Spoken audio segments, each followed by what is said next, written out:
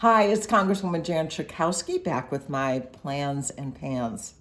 Well, it's Saturday night, and pretty soon Bob and I are going to be heading out to dinner to celebrate our 41st anniversary. I really look forward to that. I wanted to give you an update on what's been going on. So we were able to avoid a government shutdown this last week. On late Thursday night, the Senate, following what the House did, voted to extend the current budget with what we call a continuing resolution. In other words, no more money, no different appropriations than we've had really since the last of the Trump administration. And let me be clear, that's not what we wanted. We wanted and have been working very hard on passing throughout the various committees of the appropriations bill a new agenda for the next year, adding money to a number of programs and just changing and reprioritizing things. Well, unfortunately, the Republicans have absolutely been obstructing that. Say they just wanted to kick the ball down the road once again with a continuing resolution, this time till February 15th. In the meantime, once we had an agreement to pass this, there were Republicans in the Senate who wanted actually to get past the brink of a government shutdown in order to get the president to stop the requirement to get vaccines. Really? They were willing to shut down the government, but fortunately, they were able to be convinced that at least we ought to continue on to February 15th, and in the meantime, we're going to be negotiating for a comprehensive omnibus budget and get it done early in the next year. The other thing I wanted to tell you about was a hearing that we heard in one of our committees of the Energy and Commerce Committee. And we had with us Frances Haugen. That name may not ring a bell with you, but she is the whistleblower that worked for Facebook and told about the things that Facebook knew were harmful. Particularly, one of the revelations was about harms that were done to girls, to adolescent girls. Here's Frankie. Once again, you like being in the plans and pans, I see. That were harmful to young girls, helping's the wrong word, but causing depression and eating disorders. We know that Facebook, from her whistleblower, all the documents that she found, actually did help coordinate through Facebook, on Facebook, the insurrection at the Capitol and a genocide in Myanmar. So the question that gets raised in all this is, how can we make these platforms like Facebook accountable for the harm that they do and not just say, not our problem, you know? So I was able to ask her a question. And one was, why was it that as an employee of Facebook, you went to the SEC, the Securities and Exchange Commission, to present your evidence? And she said that's because they have whistleblower protection. They offer that to employees of publicly traded companies. Now, if she had worked for TikTok, a private company, she had gone public with information about harms that they may have done, she would have had no protection as a whistleblower at all. So I have introduced, along with Congresswoman Trehan, a bill last week that would make whistleblower protection effective from the Federal Trade Commission so that if there were employees of various companies that provided information about wrongdoing to the Federal Trade Commission, that those employees would also be protected as whistleblowers. And the Federal Trade Commission is in charge of deceptive practices. And so it's very important that we protect those workers who may want to, say that there's really something going on there that needs to be reported and corrected. So these are part of my tech credentials here that I'm, because of my committee assignments, working on and hoping to make the internet a safer and a better place. I'm sure most of you are aware of the very disturbing news that came out of the Supreme Court when it considered the Mississippi abortion rights case. And we were made pretty clear that at best, there could be a decision not to totally overturn Roe v. Wade, but to diminish it in an extraordinary way, to make it really, really difficult for women to get an abortion. In the Mississippi case, they prevent abortions after 15 weeks of pregnancy, which is before viability, which was the standard of Roe v. Wade, which is many weeks later, and allow it to continue to be very difficult for women and girls in the United States of America to get an abortion.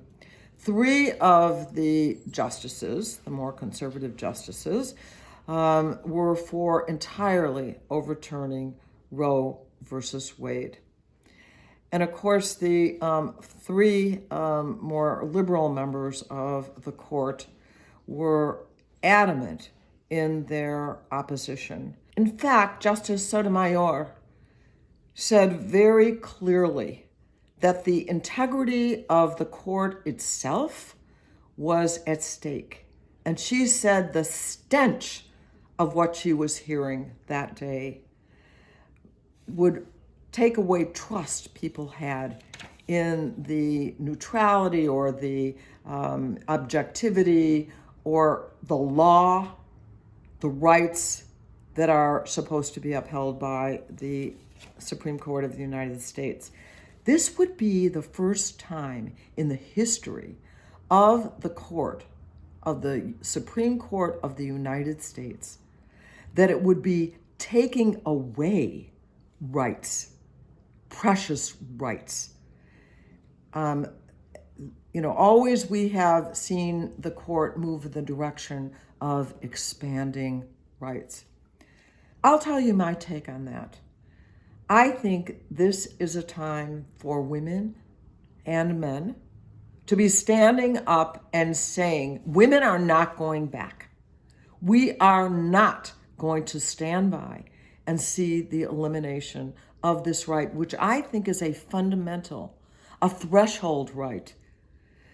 If you cannot control your own body, can't make decisions about whether or not to bear a child, that the rest of your life can be completely changed and formed because of your inability to make that fundamental decision. Did you hear what Coney Barrett, the newest judge on the court, said? She said, essentially, this doesn't force women to be parents. Every state has a law that says if you give birth to a child and you don't want to be a mother, you can drop it off at a courthouse or at a police station. Every state has that. So it's really not that big a deal. It's just astonishing and so incredibly offensive. We have to consider all our options. We have to mobilize like we haven't mobilized before. We have to organize like we have never organized before.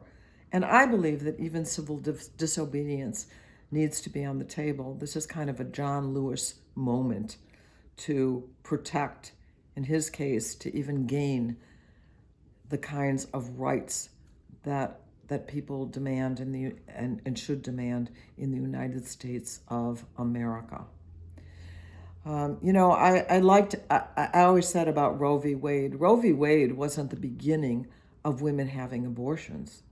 Roe v. Wade was the beginning of women not dying from abortions because they were made safe and legal. Although we know not for everyone, because so many women just have not had access. And as state after state has passed laws, have had less and less access. So this is a critical moment right now, not just for women and this issue of reproductive rights, but it's about our democracy. And so we have all got to be engaged, as many of us as possible, in this fight for justice and for freedom. This is about our freedom. Well, this is also World AIDS Day. And the President of the United States has said that the United States is actually going to be the host of an international conference on global AIDS, and that we're going to reinvest in the global fund to help conquer AIDS. 21 years ago, as a new member of Congress, I was invited by President Clinton to travel with him to India. And there was a lot of concern about AIDS in India at the time, the AIDS pandemic. At that same time that we were there was a mass vaccination for polio. Well, 21 years later, India has eliminated polio. So let's hope that sooner than that, the president has an aim of 2030 to actually end HIV/AIDS. And, with our kind of technology, know-how, and determination, I'm hoping that that's actually going to happen as well. I wanted to tell you about a new program for rental assistance. The Illinois Housing Development Authority has now announced that the Illinois Rental Payment Program will reopen on Monday, December 6th. So you should know about that and hopefully take advantage of some of this rental assistance from the state of Illinois. Also want to make sure you know about open enrollment for Medicare. It ends right away. We're right on top of it, December 7th. So you have just a little time to make sure that the program that you have, especially the Medicare Part D, make sure that all your drugs are being covered under Medicare Part D. Time's almost up. If you want to go on the exchange, that is the Affordable Care Act, if you sign up by December 15th, you will be sure to have your insurance and your coverage under the Affordable Care Act by January 1st. So please take advantage of that. I actually visited the Howard Brown Broadway Youth Center. What a great place. This is a place that welcomes particularly LGBTQ youth, but it also had what we call navigators there who are helping people go through the process of making sure that they get the health insurance that they need. And finally, I want to close out with the coronavirus.